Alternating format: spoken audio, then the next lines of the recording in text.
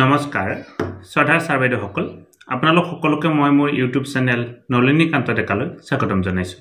Sir বাইদেউসকল অসমৰ প্ৰতিখন বিদ্যালয়লৈকে এটি বিশেষ নিৰ্দেশনা আহিছে আৰু ভিডিঅ'টোৰ জৰিয়তে এই নিৰ্দেশনাটোৰ বিষয়ে ক'বৰ কাৰণে চেষ্টা কৰিম। মাৰ্চ মাহৰ 15 তাৰিখৰ পৰা এপ্ৰিল মাহৰ 1 তাৰিখলৈকে আমি বিদ্যালয়সমূহে এটি বিশেষ কাৰ্যসূচী প্ৰতিখন বিদ্যালয়তে ৰূপায়ণ কৰিব লাগিব আৰু এই কাৰ্যসূচীটো কি হয় আৰু আমি বিদ্যালয়বিলাকে কেনেকুৱা ধৰণে এই কাৰ্যসূচীটো ৰূপায়ণ কৰিব লাগিব আজিৰ ভিডিঅ'টোৰ জৰিয়তে এই কথাখিনি ডিটেইলছ আলোচনা কৰিম।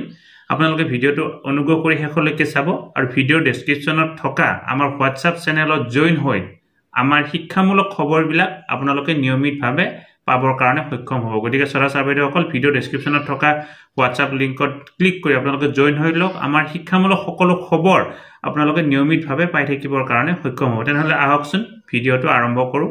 ছাৰ বাইদেউসকল এইখন হৈছে office of the mission director সমগ্ৰ শিক্ষা অসমৰ তৰফৰ পৰা অহা এখন বিশেষ চিঠি আৰু এই চিঠিখন সমগ্ৰ শিক্ষাৰ এক্সিকিউটিভ ডাইৰেক্টৰ সঞ্জয় দত্ত ছাৰে পঠাইছে আৰু প্ৰত্যেকখন জিলাৰ ডিষ্ট্ৰিক্ট মিছন কোঅৰ্ডিনেটৰ সকললৈকে এই চিঠিখন পঠোৱা হৈছে। চিঠিখনৰ বিষয়টো হৈছে ৰিগাৰ্ডিং উৎসৱ বিদ্যাৰম্ভ প্ৰগ্ৰেম 2023-2024 অৰ্থাৎ 2023-24 বৰ্ষৰ যি উৎসৱ বিদ্যাৰম্ভ প্ৰগ্ৰেম সম্পৰ্কে এই আহিছে চিঠিখন আহিছে। উৎসৱ বিদ্যাৰম্ভ মানে হৈছে বিদ্যালয়ৰ নিয়মীয়া পাঠদান আৰম্ভ হোৱাৰ আগতে ছাত্ৰ ছাত্ৰীসকলৰ আকৰ্ষিত কৰাৰ উদ্দেশ্যেৰে বা বিদ্যালয়ত এটি উৎসৱমুখৰ পৰিৱেশ সৃষ্টি কৰাৰ উদ্দেশ্যে প্ৰতি বছৰে বিদ্যালয়বিলাকত উৎসৱ বিদ্যাৰম্ভ বুলি অৰ্থাৎ এই নতুন শিক্ষাবৰ্ষ আৰম্ভ হোৱাৰ এটা অনুষ্ঠান হৈছে উৎসৱ বিদ্যাৰম্ভ। যেনেকৈ আমাৰ বিভিন্ন ধৰণৰ উৎসৱ থাকে তেনেকুৱা ধৰণে এটি উৎসৱ হৈছে বিদ্যাৰম্ভ অৰ্থাৎ নতুনকৈ আকৌ পাঠদানৰ বা বিদ্যাৰ আৰম্ভ কৰাৰ এটা উৎসৱ হৈছে বিদ্যাৰম্ভ আৰু বিদ্যালয়বিলাকত এই উৎসৱ বিদ্যাৰম্ভ কাৰ্যসূচীটো আৰম্ভ কৰাৰ কাৰণে এই চিঠিখন আহিছে আৰু ইয়াত ডিটেইলছ কথাখিনি কোৱা হৈছে। ইয়াতে কি কৈছে চাওক। Sir Madam, with reference to the subject cited above, I am inform you that like previous year, this year also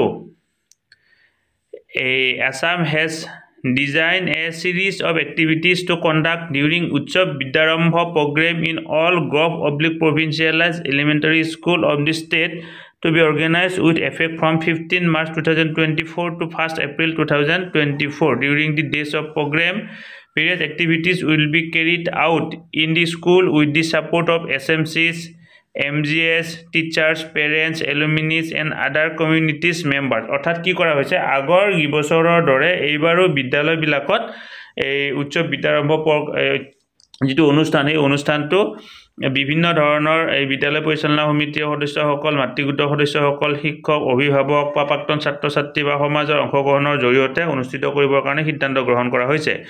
ইয়াৰ কাৰণে এটা গাইডলাইন আছে। গাইডলাইনটো ইতিমধ্যে দিয়া হৈছে। আমি পৰৱৰ্তী পৰ্যায়ৰ ভিডিঅ'ত আপোনালোকক ডিটেইল গাইডলাইনটো ক'বৰ কাৰণে চেষ্টা কৰিম।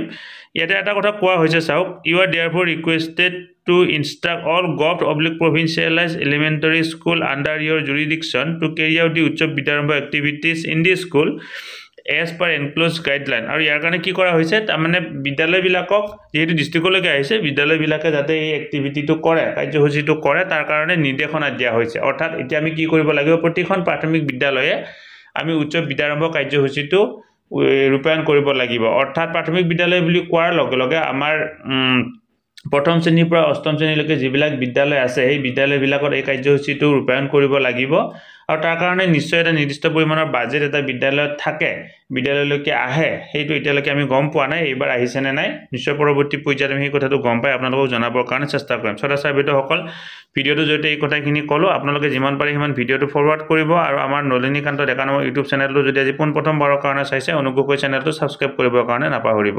ধন্যবাদ। ছাৰ বাইদেউসকল নলিনীকান্ত ডেকা নামৰ ইউটিউব চেনেলটো হৈছে এটি শিক্ষামূলক ইউটিউব চেনেল। এই চেনেলটোৰ জৰিয়তে আমি শিক্ষক, ছাত্ৰ ছাত্ৰী, অভিভাৱক আৰু বিদ্যালয়ৰ কাৰণে উপযোগী কিছু ভিডিঅ' প্ৰস্তুত কৰিবৰ কাৰণে চেষ্টা কৰোঁ। আপুনি যদি আজি পোনপ্ৰথমবাৰৰ কাৰণে এই চেনেলটো চাইছে অনুগ্ৰহ কৰি চেনেলটো ছাবস্ক্ৰাইব কৰিব আৰু অল নটিফিকেশ্যন প্ৰেছ কৰি থ'ব।